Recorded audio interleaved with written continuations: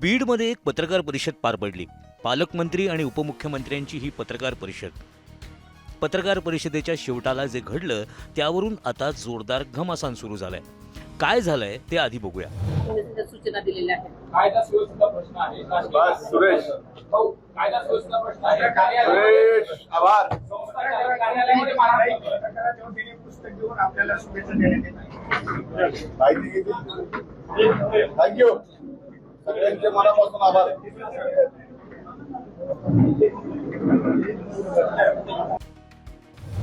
आता हाच व्हिडिओ घेत काँग्रेसने थेट सुनेत्रा पवारांना लक्ष केलं।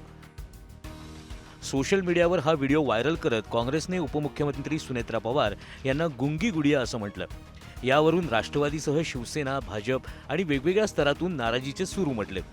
नाराजी म्हणजे राष्ट्रवादीच्या कार्यकर्त्यांनी तर थेट काँग्रेस पक्ष कार्यालयात घुसून राडाच केला।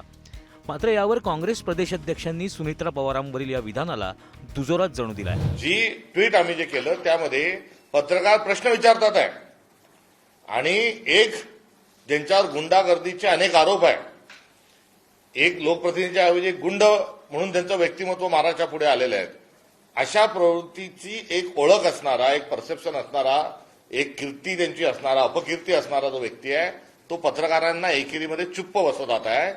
आणि अशा वेळेस ज्या उपमुख्यमंत्री आहे ह्या एक शब्द देखील बोलत नाहीत। त्यामुळे यामध्ये मूळ मुद्दा जो आहे हा त्यांच्या वर्तनाचा आहे। जर उपमुख्यमंत्री पदावरची व्यक्ती जर पत्रकारांचे प्रश्न घेत नाही आणि उपमुख्यमंत्री पदावरील व्यक्ती एक आमदाराला ज्यांच्या प्रतिमेच्या अनुषंगाने आधीच सांगितलं त्यांना त्यांच्याकरवी पत्रकारांना चूप बसवतात, हे लोकशाहीला आणि एकंदरीत समाज जीवनाला अशोभनीय आहे।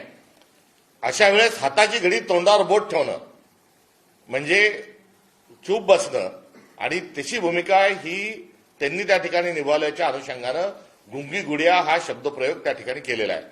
गुंगी गुडिया ही शिवी आहे का? गुंगी गुडिया हा अपशब्द आहे का? गुंगी गुडिया हा काही अनपार्लमेंटरी विषय आहे का? नाही, हे एक वर्णन आहे आणि ते वर्णन जसं तो शब्द आहे अगदी तशा स्वरूपामध्ये हा उपमुख्यमंत्री यांच्यावर तो अत्यंत व्यवस्थित पद्धतीने बसलाय। ते अनेक विषयावर बोलत नाहीत। अजितदादा पवार यांचा झालेला अपघात, त्या अपघाताची चौकशी का होत नाही त्यावर त्या बोलत नाहीत। या अपघातामध्ये गुन्हा अद्यापर्यंत का दाखल झाला नाही त्यावर त्या बोलत नाहीत।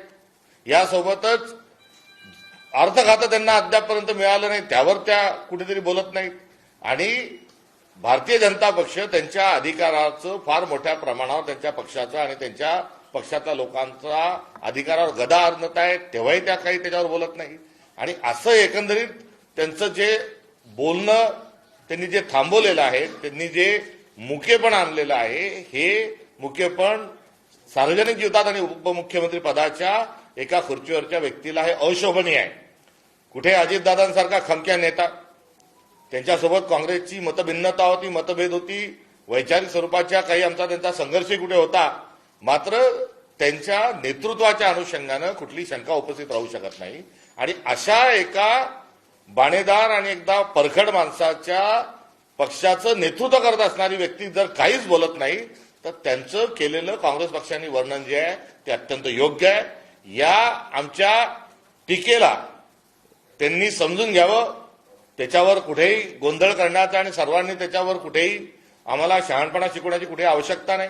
मला हेही या निमित्तानं सांगायचं आहे की जेव्हा टीका होते तेव्हा सकारात्मक बघितली पाहिजे।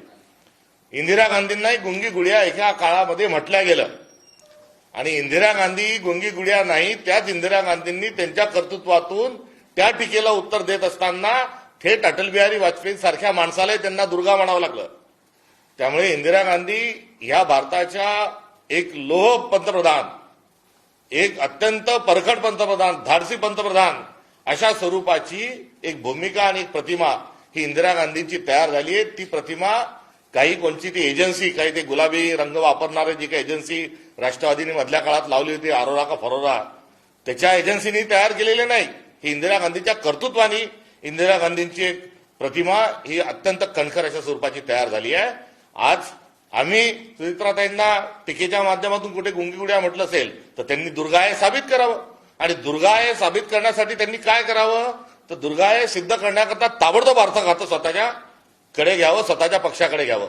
त्यांनी ताबडतोब अपघाताचा जो शोध आहे तो लावल्याशिवाय मी स्वस्थ बसणार नाही हे त्यांनी सांगावं. त्यांनी ताबडतोब अजितदादांनी लाडक्या बहिणीचे जे 1,500 अनुदान वाढून 2,100 ते 2,500 करणार होतं सांगितलं ते करावं.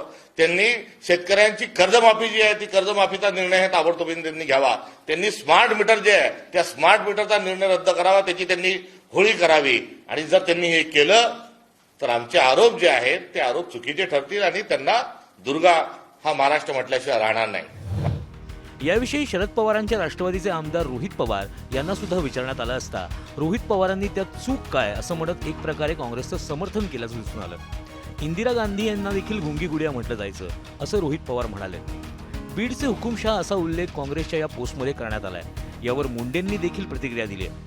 वैनी साहेबांना प्रश्न विचारला, प्रश्नोत्तरांची प्रेस नसताना प्रश्न विचारले, फक्त निवेदन करायचं अधिकृत सांगितलं होतं, त्यावर प्रश्न विचारला म्हणून मी थांबा म्हटलं तर चूक होत नाही.